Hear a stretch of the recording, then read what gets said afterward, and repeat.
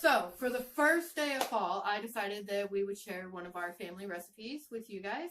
Now, we learned how to make this. Aaron and I learned how from our Grandpa DeCourcy, and he called it poor man soup. But I've found that most families have a variation of it and call it different things. So go ahead in the comments down below. Go ahead and tell me what your family calls this recipe or something similar. So first of all, for our kitchen sink soup, we're going to need a couple of onions because my family loves onions. We always do garlic, some tomato paste, a big can of diced tomatoes because we like tomatoes. We use ground turkey, but you can use whatever kind of ground beef or meat that you enjoy yourself. Or tofu. I've heard that it's good with tofu. And we use tomato juice as our filler, so to speak, for the liquids. And the most important thing, one big ice cream container full of leftovers.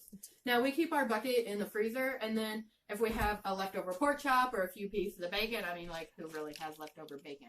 But in case you have leftover bacon, you can toss it in here, your pork chop. Our spinach was going to go bad, so we tossed it in here. If you have a couple leftover veggies from when you did shish kebabs, toss those in here. Steak, whatever you've got, toss it in here. Go ahead and keep it in your freezer. That way it doesn't go bad. And when it's completely full, go ahead and just put a little piece of plastic wrap on it, tape it up, stick it in your deep freeze. Good all year long. And then you got soup every winter. Okay, so we're going to chop up our onions here. Don't forget to save these ends here. You know these yogi ends? Nobody wants to use those. But if you save them, then you can put them in your stock bag. And you can make stock with it. This little papery piece, just go ahead and throw that away. That's trash. We don't care about that. Okay? And then this first layer that nobody ever uses, go ahead and save that. Toss that in your stock. And you will have a delicious stock for chicken soup. Or you can put it with your beef bones and pork bones and make a different type of stock. Whatever stock you want to make. Okay? So go ahead and keep chopping these onions up. And just do them whatever size that you prefer yourself. We like bigger pieces of onions, so we cut them a little bit bigger.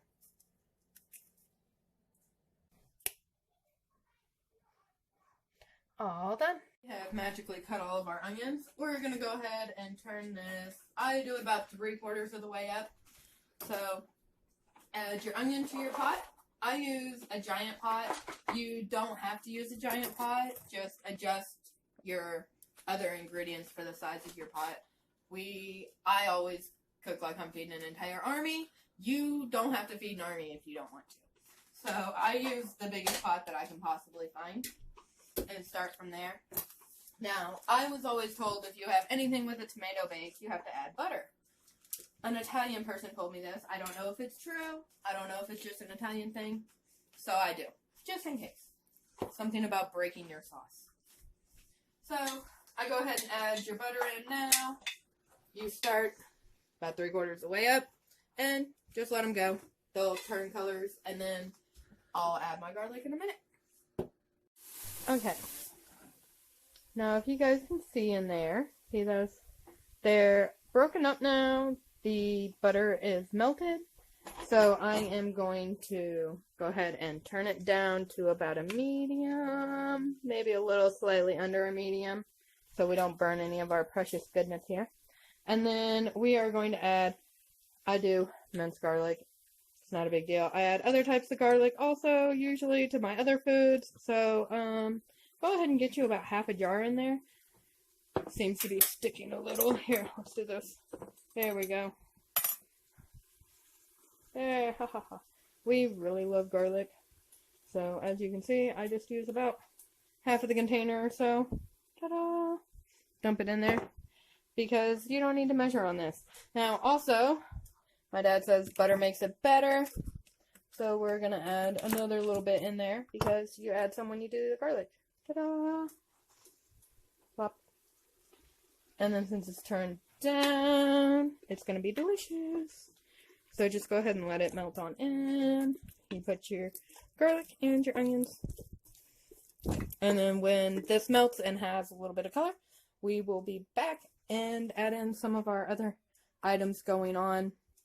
Now, if you want to, you can go ahead and get you a skillet and fry up any of your meat.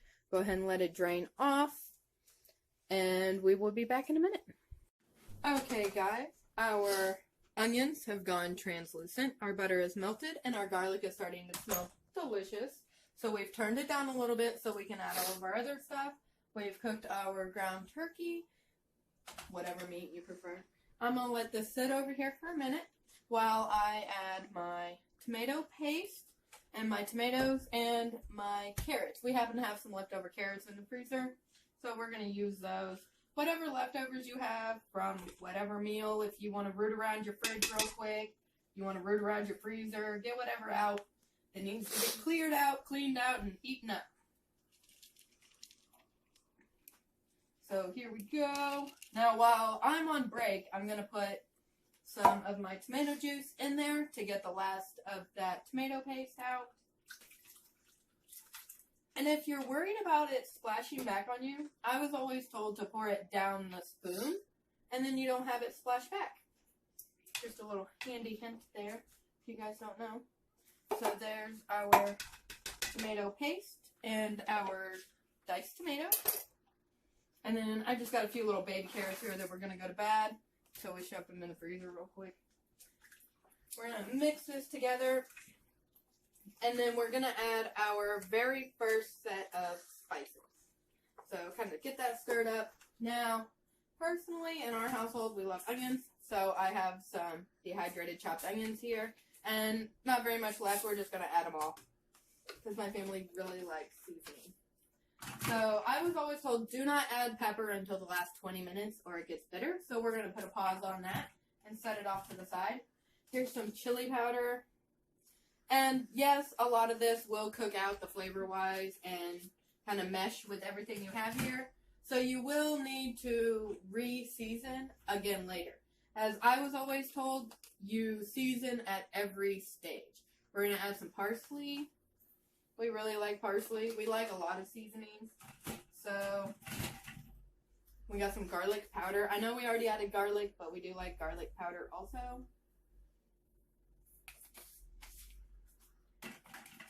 The tiniest bit of cumin, or cumin, however you pronounce that. Cumin. I've heard it pronounced so many different ways. Just a little tiny bit.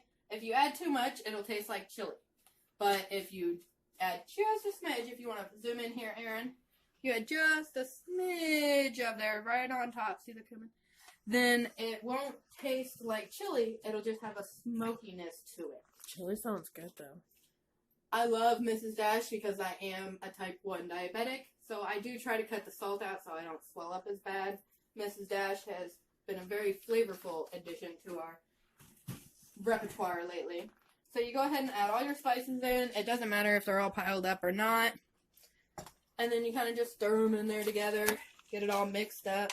It always looks kind of gross, in my opinion, but I swear, the worse it looks when you're cooking it, the better it tastes when it's done. Alright, now we've kind of warmed up our pasta sauce and stuff in here real quick. We are going to add our big bucket of stuff. This is always a little challenging for me because sometimes I make a huge mess of it. So we're going to see if I can get it into the pot without making a mess. Isn't it quaint? Hopefully not, because your shirt's white. You're right. I told you I shouldn't have worn the shirt today. I forgot you were making soup. Ha! Got it. Only a little spillage. Just kind of get the rest out of here. Hey, it looks like we made chicken soup at one point in time. It's at the bottom of our next soup container. Here we go. Yeah, we've got some carrots and peas and all sorts of stuff in here. See? Delicious. I think I see a lima bean. All sorts of stuff. And you never know because each time you make the soup, it tastes a little bit different, but a little bit the same. It's kind of weird. Oh, I think we've got some cabbage. Alright.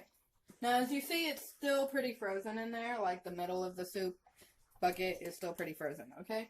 So, now that we've gotten to this stage, we are going to actually add some of our tomato juice. Don't forget to shake it up, because the bottom, it, like, settles. So shake it up a little bit. Make sure you get the bottom part. Ugh. It's always hard to get these damn things open. Hey, you opened it though. There we go.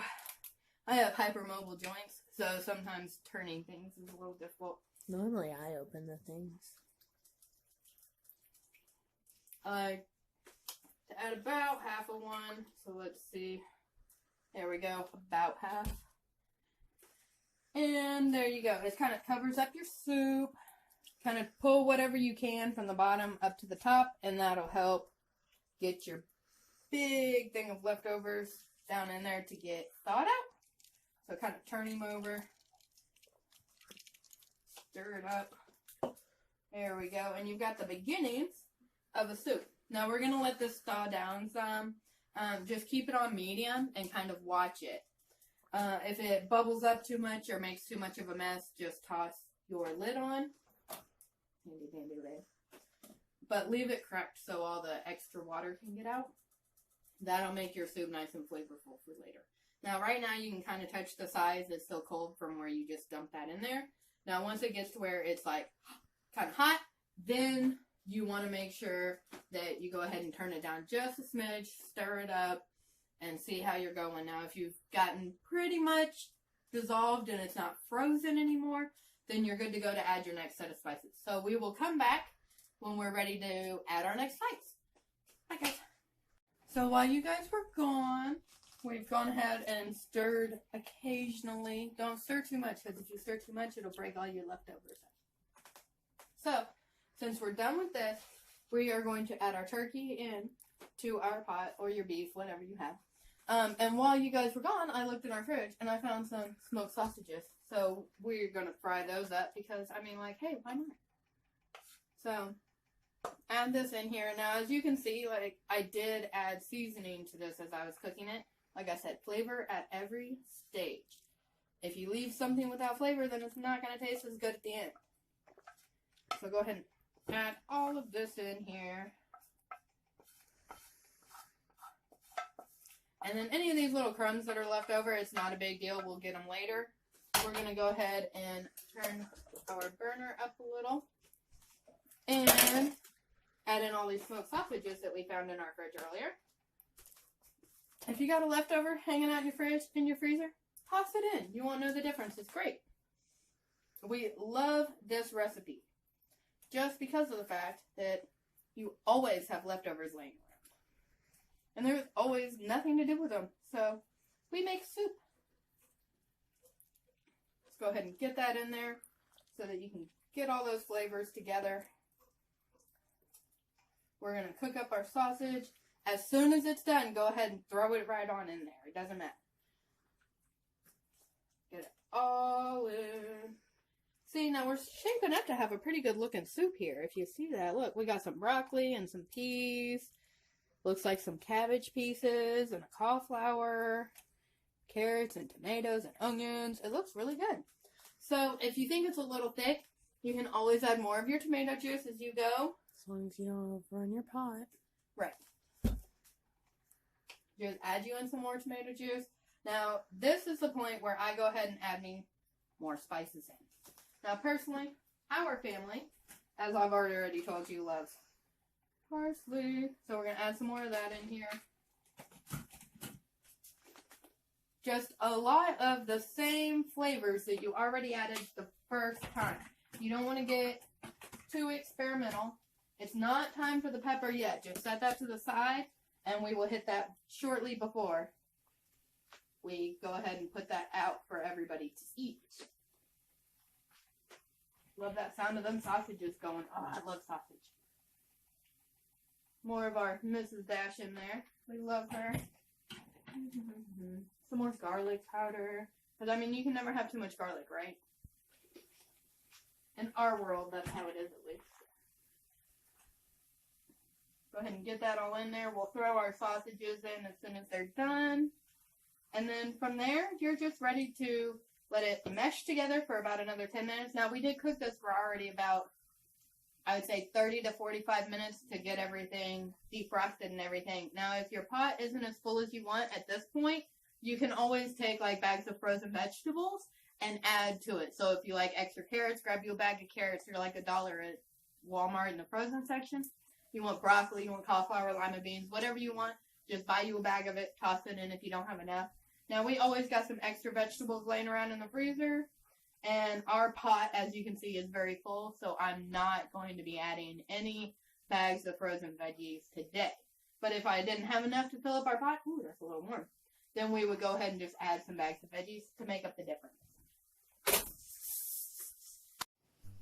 Hi. All right, our soup is done. Girls have it. They've already started munching a little bit. What do you guys think?